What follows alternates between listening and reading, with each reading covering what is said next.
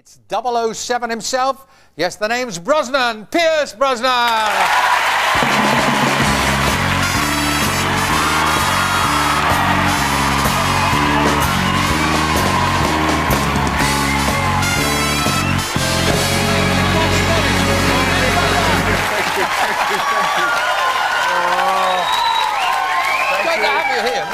Nice to be here, Des. It's taken me a long time to get here, but I got here. It has taken you a long time. We've asked for you, but always been busy. Now, we'll talk about the new Bond film in a moment, but I want to ask one question first. Go ahead. Piers. Is that right that you once played in Panto? Yes, I was in Panto. I played an Italian chocolate tree. I was in the... You were what? I was a chocolate tree. You were a chocolate tree? I started my life as a chocolate tree and I got to this point. Do you realise what's going on? People in the cinema now, when the villain comes on, are going to be shouting out, "He's behind!" Is it also true, Pierce, that you used to do fire eating? I did fire eating, Des, But what was that all about? Well, to go back to the chocolate tree, it was my first job. It was in York Theatre Royal. I was an acting ASM after I left drama school in 1976. So, and acting ASM is acting... You do what they tell you. And yeah, you do what you tell you. They tell you. Making coffee and tea and stuff like that. And I played the chocolate tree. But never again, though, I shouldn't think. Well, you never know. The business is full of surprises. Get really rough, yes. Really, if it gets really rough, I can go back there. What about this fire eating that you did? I mean, I can't imagine... How do you start fire eating? Well, the first time? I started as an actor in a place called the Oval House Theatre Club, and I was about 17, and it was in the early 70s, and one day they had a workshop for fire eaters, and I was walking past this kind of, this theatre, and I looked inside, and there was all these kind of guys and girls, and the girls had their tops off. Oh, so now it's all... It was the late, 60s, early 70s, and it was a fire eating workshop, so I went in and I said, okay, let me have a crack at it. Well, so would I guess, under those circumstances. That's how the fire eating came about. Another thing, when you were in rep, is that right that you once appeared naked in a play about rugby football? That's not Rugby the Place. Oh, is no. that well, yes. Well, this was it was a great play, actually. It was a very good play. It was played by David Storey. Naked? Well, David Storey wrote this play called The Changing Room, and I was naked.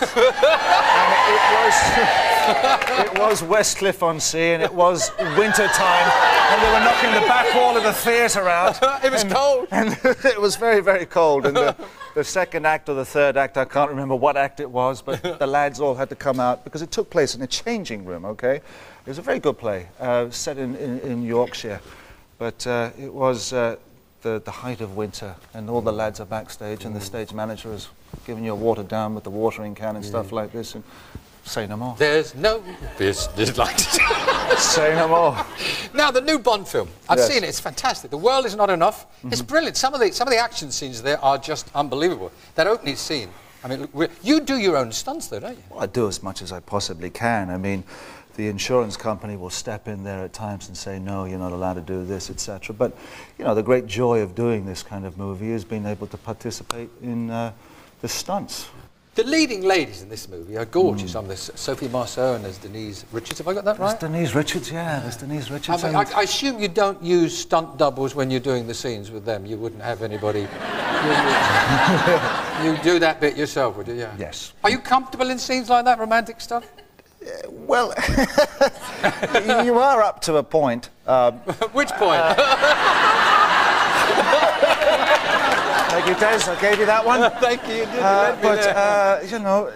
But they're usually pretty kind of... they can be embarrassing at times. But yes. But if you're with, somebody who knows how to acquit themselves, etc., then you kind of just get on with the business at hand. Yes.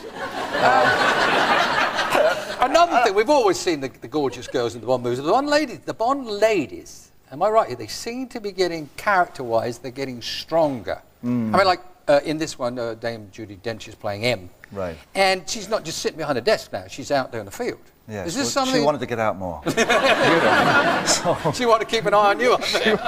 Well, let me ask you, will there ever be, if the female leads are getting stronger, will there ever be a female James Bond? Oh, and probably there's probably a few of them waiting in the wings. I don't know. I'd be interested what their number would be. 0038, double D38, Double C, or I don't know. It depends on the letter you like. I mean, there's some fun moments in every Bond movie. Yeah. One that I particularly like here is the X-ray glasses, where you put the glasses on and you can see through, and you can see if people are wearing underwear or not. You haven't got a pair of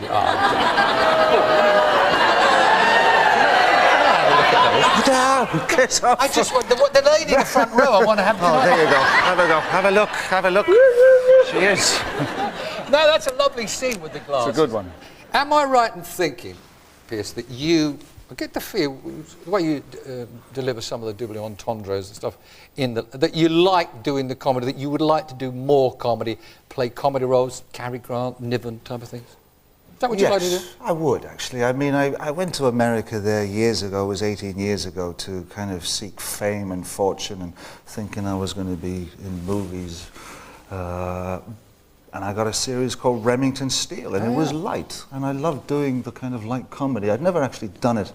I'd done light comedy on stage, but I'd never done it on film or on TV, and I enjoyed it enormously. And then suddenly life goes on, and you're kind of tagged as the next Cary Grant or the next this and the next that. But I do adore comedy. Right, now, well, I assume, good luck whatever you do, that you won't be doing Panto this year. No. No, I won't be available. I was looking forward to seeing your wishy-washy, but never mind. Will you thank this man, Pierce Brosnan, ladies and gentlemen?